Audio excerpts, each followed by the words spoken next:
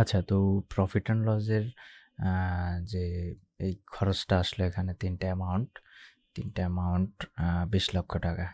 এই 20 লক্ষ টাকা আসার কারণ হচ্ছে আমি যে ওপেনিংয়ে লায়াবিলিটি দিছিলাম, ওই লায়াবিলিটিটা তো আমার কোথাও খরচ হয়েছে।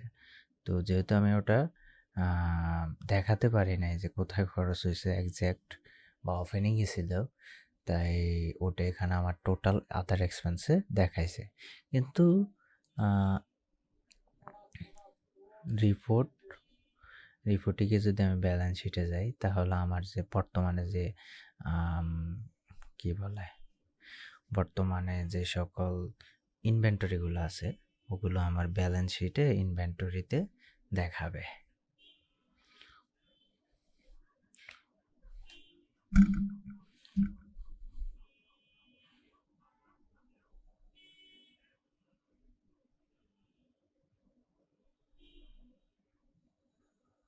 Account payable, short term debit, এই শর্ট টার্ম ডেবিটটা আমি ডিলিট করে দেওয়া উচিত। আর ইনভেন্টরিটা আপনার আমার এখানে ও কোথায় দেখাইলো, এই যে ইনভেন্টরি অ্যাসেট, এই যে 91,37,500 টাকা। এটা আপনার আমি কার থেকে কি কি কিনলাম, এই যেমন এখানে নেম দেওয়া আছে ওনাদের, এগুলো আর কি আমার ইনভেন্টরিতে কারেন্ট অ্যাসেট আকারে দেওয়া আছে। তো এতটুকু আই হোপ বুঝছেন। আসি তারপরের পার্টে যাই। তারপরে আমি আবার কুইক বুকে গেলাম, অল্টার ট্যাব দিয়ে আমার এতটুকু পর্যন্ত কমপ্লিট।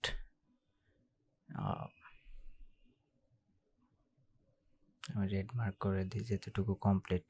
আচ্ছা, এখানে কনজিউম করেছে, কনজিউম ইনভেন্টরি 1,80,000, বি 17,500, সি এত, ডি এত, পর কাস্টমার এ, প্রজেক্ট এ।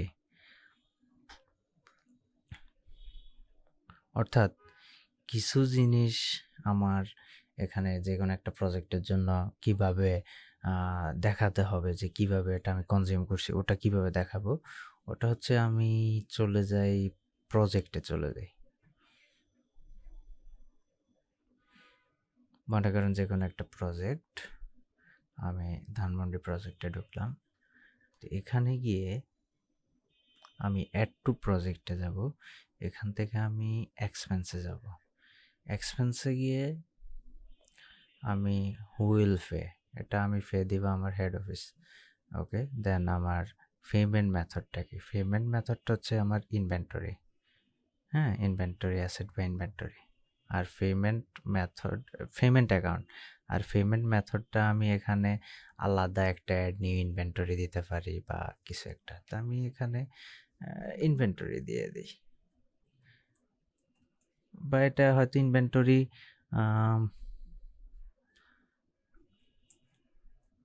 মানে ইনভেন্টরি এখানে লেখাটা হয়তো প্রপারলি না, মানে আইএফআরএস অনুযায়ী যে জিনিসগুলো আছে, হয়তো এটা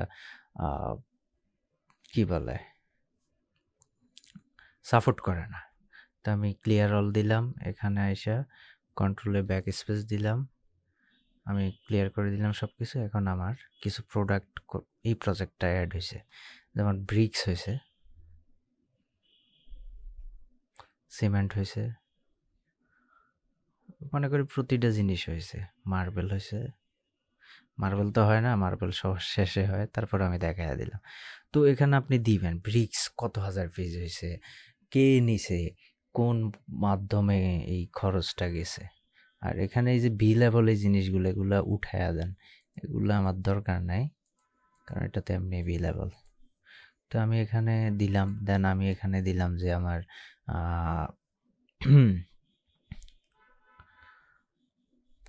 10,000 কোয়ান্টিটি ইট গেল। আবার এখানে দিলাম আমার সিমেন্ট গেল 500 ব্যাগ। দেন আমি এখানে দিলাম আমার এই জিনিসটা গেল 150 স্কোয়ার ফিট, হোয়াট এভার, যে কোনো কিছু একটা দেন। আর রড দিলাম মনে করেন 50। তো এখানে আরেকটা কথা হচ্ছে, মেবি এই যে দেখেন কোয়ান্টিটি অন হ্যান্ড দেখাবে, কোয়ান্টিটি অন হ্যান্ড আছে আমার 25,000 কোয়ান্টিটি, কতটুকু আপনার কি হবে না হবে, সিমেন্ট আছে এতটুকু, আপনার 10,000 ব্যাগ থেকে, তারপরে মার্বেল 10,000 স্কোয়ার ফিট থেকে 150, ইভেন রড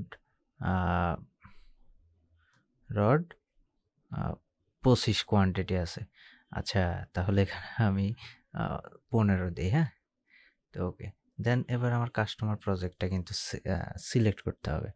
ধানমন্ডি সবগুলো সিলেক্ট আছে তো, কিন্তু এ নিচ্ছে না কেন? আচ্ছা, আমি সেভ অ্যান্ড ক্লোজ দিলাম, দেখি এ নিলে অটো নিয়ে নেবে।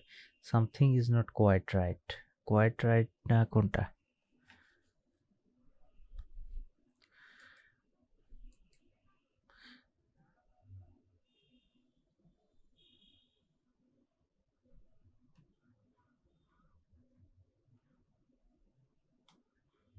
ধানমন্ডি দেখালাম, কিন্তু এ নিচ্ছে না কেন? Dhanmondi project two.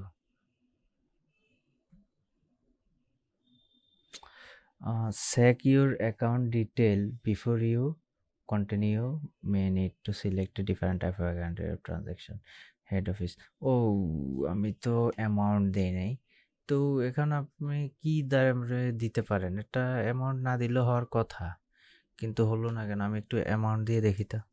যেমন 10,000 কোয়ান্টিটি আমি দেই,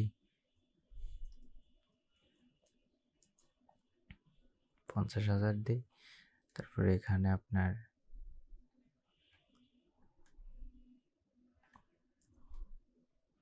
এখানে দেখি আমি ইয়াটা দেখাই কিনা, আমার রেটটা। আচ্ছা, আমি 10 টাকা করে দিই, 500 টাকা করে দিই, 200 টাকা করে দিই,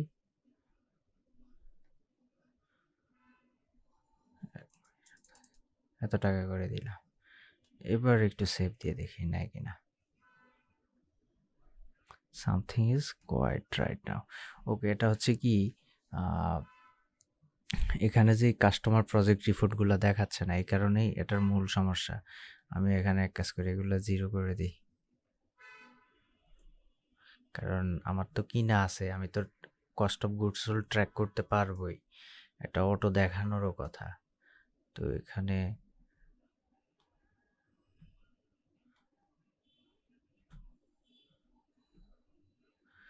এটা না দেখানোর আমি রিজনটা বুঝতে পারতেছি না। হেড অফিস, পেই, পেমেন্ট অ্যাকাউন্ট, ইনভেন্টরি, পেই, ইনভেন্টরি মেথড, অ্যামাউন্ট, বিল, কাস্টমার।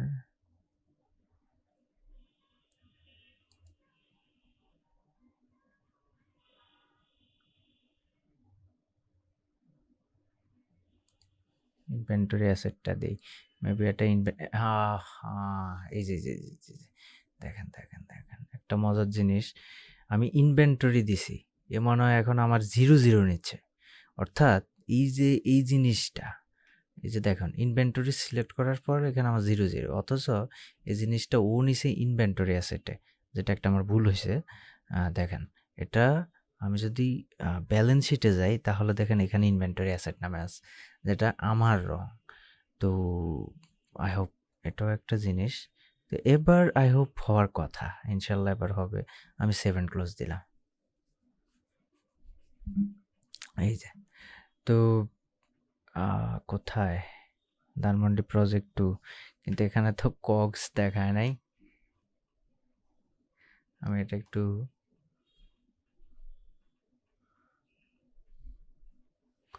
রিফ্রেশ করলাম।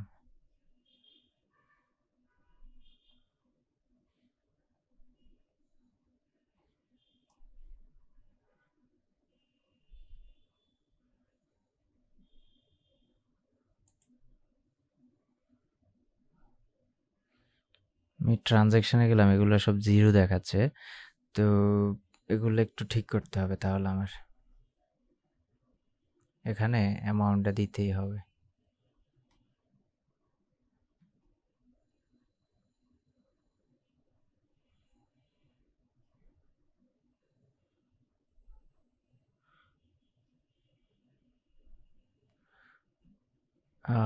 আমার মনে হয় যদি ভুল না করি, তাহলে এগুলো আপনার অটো, আমি যেই দামে কিনছি ওই দামটা এখানে কস্ট অফ গুডস সোল্ড দেখানোর কথা, কিন্তু আমি জানি না এখন কেন নিচ্ছে না। বাট দেখানোর কথা। আমি ওভারভিউতে আবার একটু যাই, তাও নেয় নাই। একটু রিফ্রেশ করে। এটা হচ্ছে আমাদের ইন্টারনাল, যখন আমরা একটা প্রজেক্টে দিয়ে দিই ওই জিনিসটা এখানে আমি প্রাইসটা না দেওয়াটাই ভালো মনে করি, কিন্তু যেহেতু নেয় নাই তাহলে আমি একটু দেখি আমার ইনভেন্টরিটা কোথায়। আমি প্রোডাক্ট অ্যান্ড সার্ভিসে গেলাম, এদিকে আমি এখানে আমার ট্রানজ্যাকশানে চলে যাই, ধানমন্ডি প্রজেক্ট। দুইভাবে যাওয়া যায়, ধানমন্ডি প্রজেক্টে গিয়ে ট্রানজ্যাকশানে গিয়ে আমার রিসেন্ট ইনভয়েসটা, রিসেন্ট এক্সপেন্স শিটটা খুঁজে বের করা যায়, অথবা আচ্ছা এখানে 21,050 টাকা এটা কিসের? ও হ্যাঁ, 21,050 টাকা আমার 4-5টা প্রজেক্টের, কিন্তু তার মাঝে একটা নির্দিষ্ট প্রজেক্টের জন্য খরচ হয়েছে, অর্থাৎ ধানমন্ডির জন্য খরচ হয়েছে 5,200 টাকা। এখানে পুরো টাকাটা দেখাচ্ছে। তো আমি এখানে এসে এই জিনিসটা একটু প্রাইসগুলো একটু আপডেট করে দিই, তাহলে আমার জন্য বেটার হয়। মানে আমার কস্ট অফ গুড সোল্ডে বা প্রজেক্ট রিপোর্টটা অ্যাকচুয়াল আসবে। তো আমি এখানে প্রথম ব্রিক্স, তা আমার ব্রিক্সের এখানে কস্ট কত করে আছে?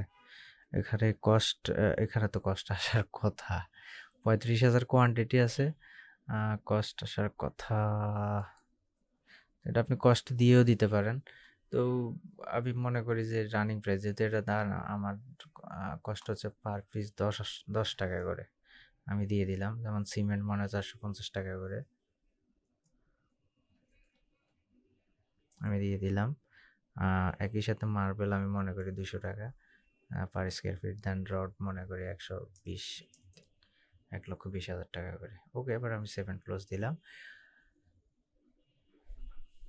আচ্ছা, আমি একটা কথা আগেই বলে রাখছিলাম যে অ্যাকচুয়ালি আমি এন্ট্রি দিই না অনেক দিন ধরে, মানে এন্ট্রির সাথে জড়িত না। তো তারপর আমার কিছু ভুল ভুল হতে পারে, মানে আমার মনে থাকে না হয়তো। তো আমি এখানে আবার যাই, তাও তো হিট করলো না দেখা যায়, কেমন মনে হয়। এটা আবার ট্রানজ্যাকশানে যাই, 21,55,000 টাকা এখানে হিট করলো না কেন? এটা ফেড দেখাচ্ছে, হ্যাঁ এটা ফেড, ওকে। বাট ধানমন্ডি ব্রিক্স এগুলো আমি খরচ দেখালাম,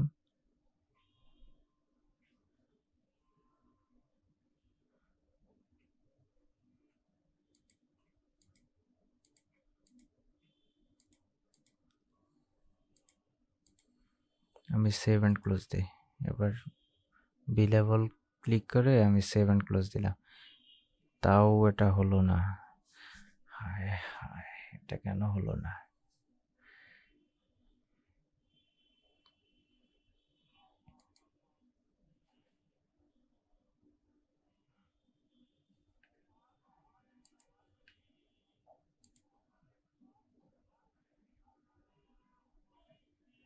এটা মোহাম্মদপুর প্রজেক্ট কোথায় না, এটা ধানমন্ডি মেবি, ধানমন্ডি কোথায়? এটা মেবি এটা দেই না, কিন্তু আমি এখন দিলাম, আমার তবে ভুল হয়েছে, এটা 7 ক্লোজ দিই।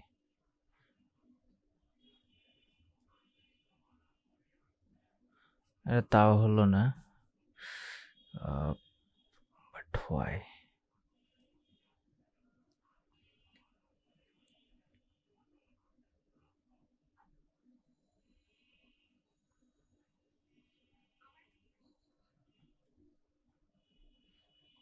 এটা আমার ফি হচ্ছে হেড অফিসে দিই,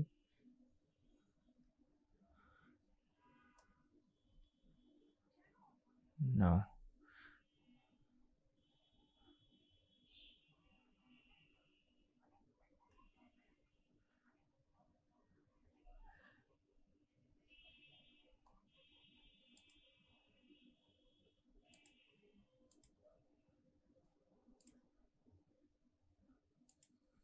আমি ক্যাশ দিলাম এখানে।